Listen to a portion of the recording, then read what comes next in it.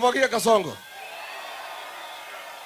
Hapa ndia munajua nilifanya kazi kubwa sana ya mabadiliko kwa sekta ya kahawa.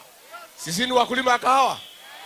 Siku nilifanya kazi nikaunda kahawa, si bei ilikuwa mzuri. Ndio Kasongo akatumia GK kunifukuza nisisaidie wakulima ya kahawa, kwa sababu anataka kufilisisha sisi wa Kikuyu vile Moi alifanya. Anasema hawezi kubali tukue wengi na tukue na pesa. Sasa akanifukuza. Nilikuwa nimepanga shilingi bilioni 7 ya wakulima ya kahawa walipiwe madeni yao yote, wabaki bila deni, vile Kasongo alilipia wakulima wa miwa.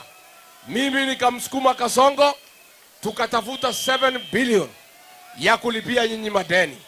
Siku Kasongo amenifukuza akipitia GK, hiyo pesa akatoa akapeleka kwao. Hii Kasongo ni bure si bure? GK ni bure si bure? Nikatoka hapo na mnajua, nikaona pombe haramu imetupwa hapa, imetumwa mlimani imaliza vijana wetu ndio tufilisike kama jamii. Nikapambana na pombe haramu nikaimaliza. Kweli ama uongo? Nilipotoka pombe imerudi haijarudi. Na huyu Kasongo alitumia hii kijana anaitwa Soprano. Mnajua Soprano? Akamwambia Soprano, kwenda rudisha pombe. Wacha hii wa Kikuyu wakunywe pombe. Transforma ya vijana izimike ndio jamii kwishe.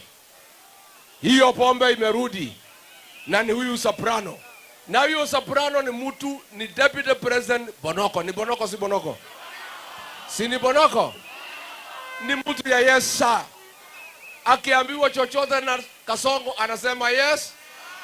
Wewe Soprano, wewe Soprano, hii maneno ya kahawa, hii Rigiji alikuwa anapanga ati asaidie watu yao. Huyu Mukabila hiyo bilioni 7 aliweka ya kulipa madeni ya wakulima ya kahawa. Ondoa hiyo pesa. Sitaki maneno ya watu ya kahawa. Wewe Soprano kuja. Hii maneno ya pombe Rigiji alimaliza. Kwenda ongea na factory. Tafuta ile pombe iko sumu. Peleka huko Kirinyaga. Peleka Meru. Peleka Embu. Peleka Nyeri. Peleka Murang'a. Peleka Kiambu. Ukiweza peleka Nakuru. Hii jamii yenu ishe. Hii Soprano ni bure si bure? Ni bure si bure? Mtu ya kutumika ni kama sanamu. Unajua mimi nilikuwa na Kasongo nikiwa deputy yake. Alikuwa akiniambia kitu